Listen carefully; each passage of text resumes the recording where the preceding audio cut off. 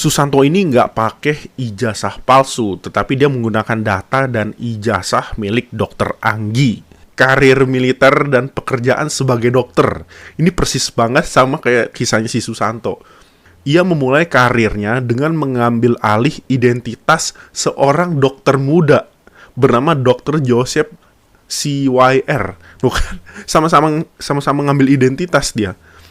Yes, I have been in jail. I spent a year in the Texas State Penitentiary. Well, it's about time. If somebody nails you, what were you in there for? I was in there as deputy warden.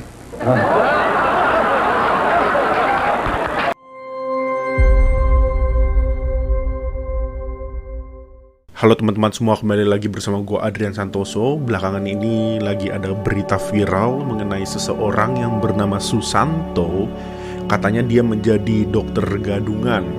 Susanto ini lolos rekrutmen dan menjadi seorang dokter di sebuah perusahaan selama 2 tahun.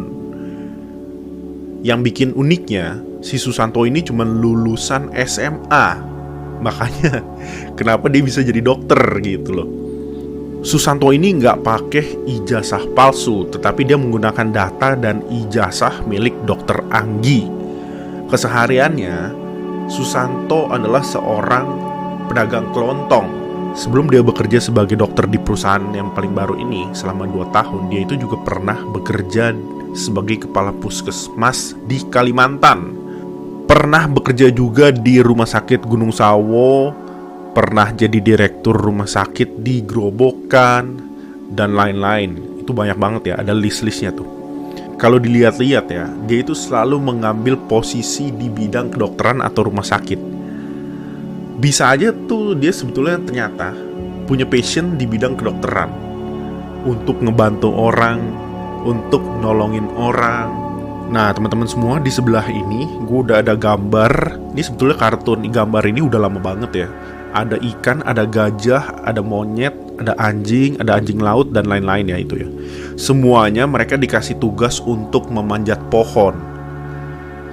Yang paling jelas, yang monyet yang menang, yang bisa manjat pohon.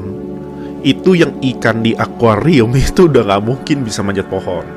Nah, bisa aja kejadian si Susanto ini ternyata itu, gue bukan bilang dia monyet ya, mungkin aja dia itu punya bakat di bidang kedokteran seperti yang digambar yang monyet ini. Jadi dia bisa manjat pohon.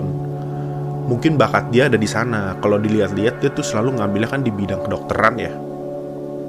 Mungkin bakat dia di sana, di kedokteran. Nah, menurut gue daripada ditahan, mending kita lihat positifnya aja. Mungkin dia memang betulan punya passion di bidang kedokteran. Karena keterbatasan ekonomi, makanya dia nggak bisa. Kalau dilihat dari backgroundnya, dia itu cuman tamatan sampai SMA doang. Kenapa nggak coba kita bantu gitu? Kenapa nggak pemerintah coba bantu Susanto dikuliahin kedokteran? Mungkin bisa bikin dia, kalau beneran passion di bidang kedokteran, mungkin bisa bikin dia jadi lebih positif untuk nolongin orang, ya gak? Untuk bantu orang, seperti itu.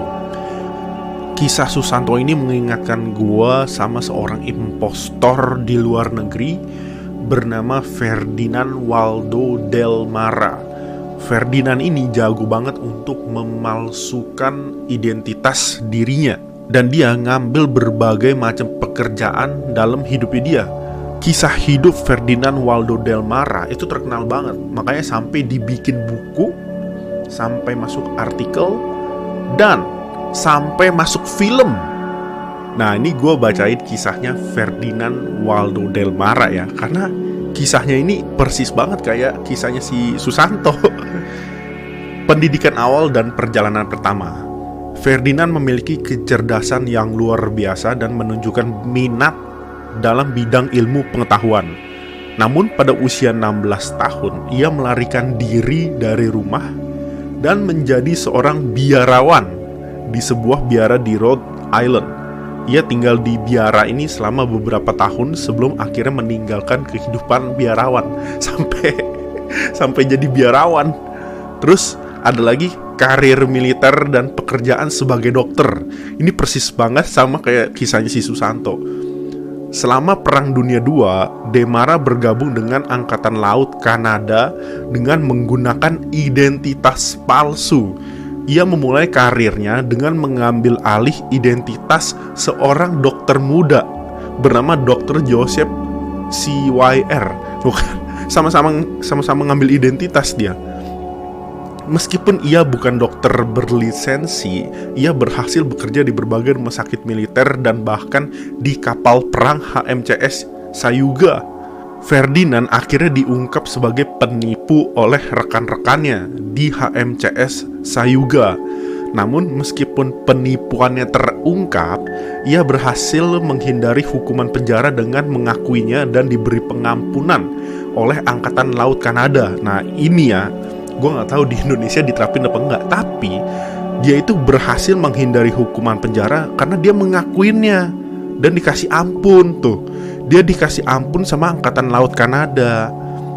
Coba kalau Indonesia kasih ampun gitu ke Susanto, karena kan dia udah ngakuin ya, terus kan dia kerja di kedokteran terus. Barangkali kalau dikuliahin kedokteran dia bisa bantu orang, kan jadi lebih positif tuh hidupnya. Kita harus lihat lebih positif lah, hal-hal yang positif agar dunia menjadi lebih baik kan. Setelah pengakuan publiknya sebagai penipu, Damara tetap melanjutkan kegiatan penipuannya di berbagai tempat dan berbagai peran. Ia menjadi seorang guru, pastor, psikiater, ahli hukum, dan bahkan pilot. Dia ini sebetulnya bisa kayak mata-mata ya, jago banget ya. Dia belajar itu cepet banget loh. Bisa jadi mata-mata dia. Nah, kehidupan akhirnya Ferdinand ini meninggalkan kehidupan penipuannya dan hidup dalam relatif ketenangan. Dia menjalani sisa hidupnya dalam keadaan yang lebih tenang dan meninggal pada tahun 1982. Bahkan ya, ada satu interview, bentar lagi gue kasih lihat ke kalian. Itu di interviewnya, hostnya itu nanya ke si Demara, lu pernah dipenjara gak sih? Katanya, lu pernah dipenjara gak?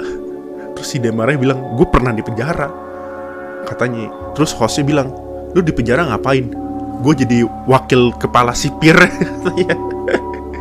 Dia jadi wakil kepala sipir. Gila kan? Yes, I have been in jail. I spent a year in the Texas State Penitentiary. Well, it's about time. Somebody nails you. What were you in there for? I was in there as deputy warden. Nah, barangkali ya si Susanto ini bisa dimaafkan pengampunan oleh seperti Angkatan Laut ini. Cuman kita nggak tahu ya. Dan dikasih dikasih ilmu kedokteran gitu loh. Kalau beneran dia fokusnya di kedokteran, karena kalau dilihat dari backgroundnya dia tuh selalu ambil di dokter ya. Barangkali dia punya passion dan punya bakat di sana, seperti gambar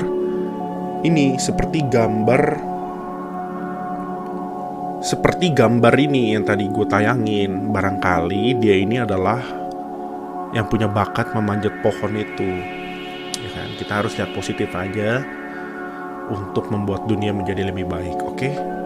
Thank you teman-teman semua. Itu sih menurut gue ya, menurut gue begitu. Oke, thank you semua teman-teman semua yang udah nonton. Jangan lupa share video ini dan subscribe. Sampai jumpa di video lainnya. Bye-bye.